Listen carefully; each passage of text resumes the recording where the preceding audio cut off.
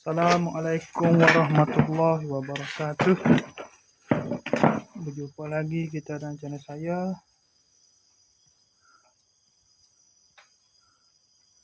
Hari ini hari Rabu 16 hari bulan Julai 2025 Masehi bersamaan dengan 20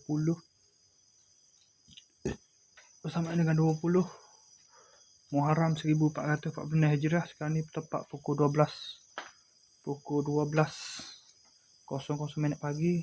Sudah berubah tarikh lah kepada tepat pukul 12 lah, sudah berubah tarikh kepada 16 lah. Okey, sekarang ni pukul 12:00 pagi ni saya nak review, nak video untuk edisi ni lah, edisi 15 Julai 2025 Masehi bersama dengan 19 dan 20 Muharram 1440 Hijriah. Lepas dah buat video daily report tadi, saya pergi keluar ke kedai David Christie biasalah, minum teh. Lepas tu tunggu sampai masuk waktu maghrib. Daripada maghrib saya masuk je waktu maghrib, saya mari ke sini lah. Saya kembali ke sini. Tak balik rumah lagi ni. Ni nak balik rumah baru buat video dulu.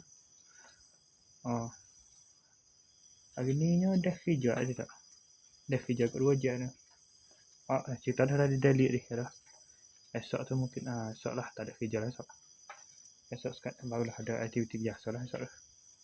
Kemungkinan tak ada kerja ataupun ada kerja esok lah. Sebab nak ke rumah tu tak tahu bila lagi nak sambung ni. Ni buat ada buat basah dah tu dah.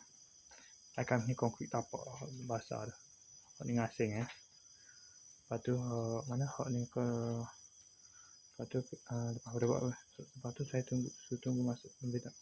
Mari sini saya mandi semaya maghrib di rumah ni. Dan juga tunggu Isya semaya Isya. Lepas tu duduk main internet ke tu semaya tu. Pukul 10.20 tu 20 ni dia bawa keluar pergi ke David Fikri sama main internet sana lah. Lepas selesai kerjaan tu main internet tu. Selesai kerjaan tu pukul 12 11:52 ni. Baru klik main sini. Sampai sini dia mau tepat pukul 12 malam dah. Ubah tarikh lah. Okey. Terus buat video ni. Tepat pada pukul 12 tadi. Saat dah sekejap tadi. Sekarang dah 12 lebih dah. Okey. 12:03 minit. Okey, saya sekadar itu saja untuk sesi video daily report kita. Untuk video penutup kita untuk hari ini. Assalamualaikum, jumpa lagi.